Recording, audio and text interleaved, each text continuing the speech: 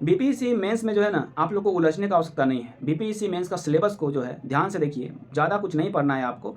Paper 2 जो है आपका बड़ा है, पेपर 1 हमेशा मैं बोलता हूँ कि वो छोटा होता है, उसमें ज़्यादा कुछ नहीं है।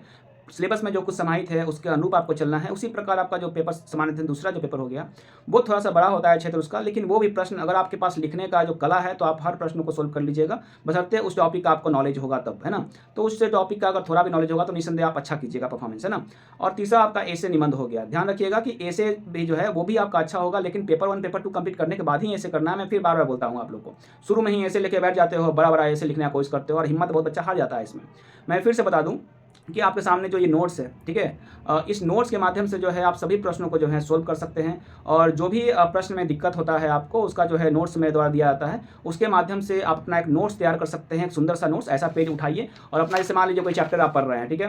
ये कोई चैप्टर आप पढ़ रहे हैं, मान लीजिए यहाँ पॉवर्टी के बारे में पढ़ रहे हैं, गरीबी के बारे में पढ़ रहे हैं या अनएम्प्लॉयमेंट पढ़ रहे हैं आप, है ना? या बिहार से जोड़ के आप उसको देख रहे हैं ना? तो या आप बिहार में पर्यटन उद्योग के बारे में पढ़ रहे हैं। तो जब भी आपको मैं नोट्स प्रोवाइड करता हूँ, तो उस नोट्स के माध्यम से ध्यान रखिएगा कि अपना एक नोट्स आप ज़रूर तैयार कर लीजिए पेज पे, और ताकि उससे क्या होगा ना कि आपको बहुत आसान लगेगा ये मेंस। जब भी आप लिखिएगा, उठाइएगा इसको, देखिएगा, इसका हेल्प लेकर के आप अपने उत्तर को बेहतर कर सकते हैं। उत्तर देखिए वो विचार पे आपका डिपेंड करता है। आप जितना बेहतर विचार कीजिएगा टॉपिक पे, उतना बेहतर जो है आप उत्तर को लिखिएगा। और उत्तर एक दिन में नहीं पॉसिबल होता है, या 1 महीना में चाहिए कि हम पूरा उत्तर लेखन कर लें, कंप्लीट कर लें, तो होच-पोच का स्थिति में आप बहुत कुछ खो दीजिएगा, ध्यान रख लीजिएगा।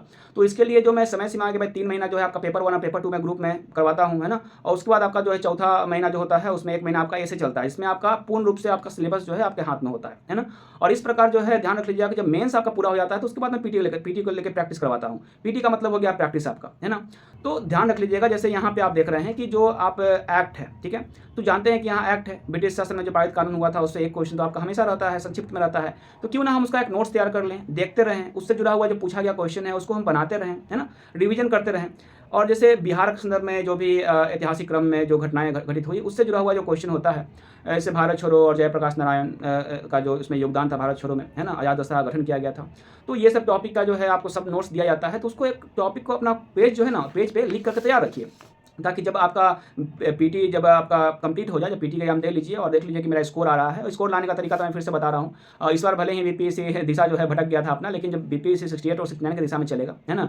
और निसंदेह अब अगला एग्जाम होगा तो बीपीएससी इस पर जरूर विचार करेगा प्रश्नों पर अपना, है ना? और प्रश्न को कैसे देना है, सिविल सर्विसेज के लायक कैसे बनाना है, उस पर जरूर विचार करेगा। इसलिए आपको थोड़ा सा ध्यान रखना है कि फैक्ट्स पूछे या आपका क्वेश्चन मतलब स्टैंडर्ड लेवल का पूछे, जैसे आप पहले 69 में 68 में पूछा गया था, तो आपको दोनों तरीका से तैयार रहना है ना?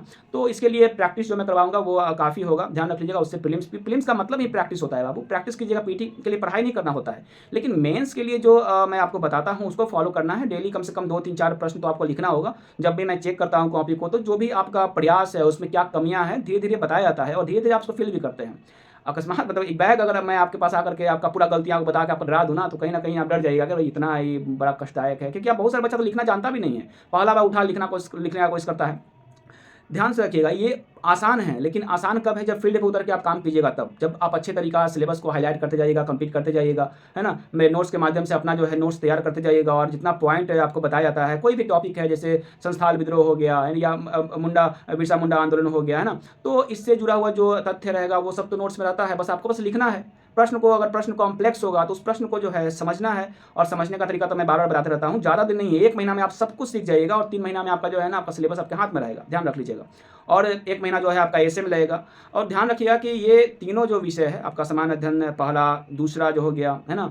और तीसरा जो आपका निबंध हो गया, तीनों पे आपका जो है अच्छा पकड़ होना चाहिए। और निबंध पे तो खासकर आपको जो है अच्छा पकड़ होना चाहिए, अगर आपको अच्छा रैंक लाना है तो, है ना? तो ध्यान रख लीजिएगा कि अभी वो समय है आपके पास पढ़ने का, मेंस का तैयारी करने का। अगर आप अभी ये होच-पोच की स्थिति में हैं, सोच रहे हैं, बैठे हुए हैं, कोर्ट का क्या निर्देश आएगा, है ना? क्योंकि तारीख पे तारीख मिल रहा है, अब कोर्ट का वेट अगला दिन करके आप वेट करते जा रहे हैं, तो आप अपना जीवन का एक कीमती बहुमूल्य समय को गंवाते जा रहे हैं। और मैं फिर से आपको बता दूं, जो भी होगा वो आपको पता जरूर चल जाएगा, न्यूज़ के माध्यम से आप सुन जरूर लेंगे उसको, है ना? लेकिन ज़्यादा चांस है कि री एग्ज़ाम जो है वो होगा, और निस्संदेह री एग्ज़ाम होना भी चाहिए, क्योंकि ये बीपीएससी के द्वारा जो किया गया, जो प्रश्न पूछा गया, वो प्रश्न का प्रकृति जो था फिर से वैसा सिविल सर्विसेज लाइक नहीं था। फिर से 2 एग्ज़ाम लिया गया, जिसमें बापू परीक्षा केंद्र पे जो परीक्षा हुआ था उसमें अप्रॉक्स 12,000 एस्पायरेंट को दोबारा मौका मिला, है ना? उसमें से कुछ एस्पायरेंट दोबारा दिए हैं, उसमें से अधिकतर का रिजल्ट हो गया, क्योंकि क्वेश्चन का जो तरीका था वो प्राकृतिक था, वो थोड़ा सा भी भी समय 10 दिन में मिल जाता था, बच्चा तो तुरंत में पूरा खंगाल लेता बुक पुस्तक सोल्यूशन को पूरा जाकर पढ़ लेता अच्छी तरीका से। मौका मिल गया उनको, क्वेश्चन भी कोई ऐसा नहीं था कि आपका 13 दिसंबर से जो था अगला बार एग्जाम हुआ दूसरा जो सेंटर का उसमें डिफिकल्ट दिया गया, ऐसा कुछ नहीं था। वो प्रश्न आसान था और एक बच्चा सबको एक अच्छा मौका मिल गया जो बच्चा वहाँ पर परीक्षा केंद्र पर एग्जाम दे रहे थे।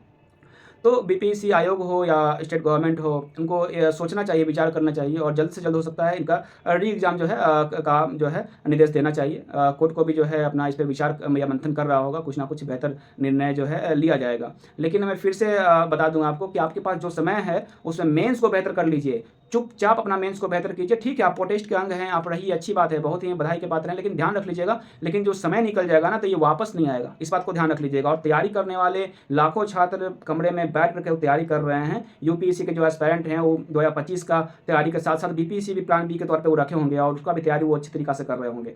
तो ध्यान रख लीजिएगा, इन बातों को ध्यान रखिएगा। तो आप भी जो है अपना पढ़ाई पे ध्यान दीजिए, मेंस जो है उसको एकदम अच्छा से कंप्लीट कर लीजिएगा। तो ध्यान रख लीजिएगा कि कॉन्फिडेंस लेवल आपका आसमान पर रहेगा और ऐसे में आपका 70% तो आपका मेंस ही में काम हो गया। बाकी पीटी के लिए प्रैक्टिस कर लीजिए, प्रश्न का जितना मात्रा में आप प्रैक्टिस कर लेते हैं प्रश्नों का, तो निस्संदेह आपको सफलता जो है प्रीलिम्स में मिल जाएगा, है ना।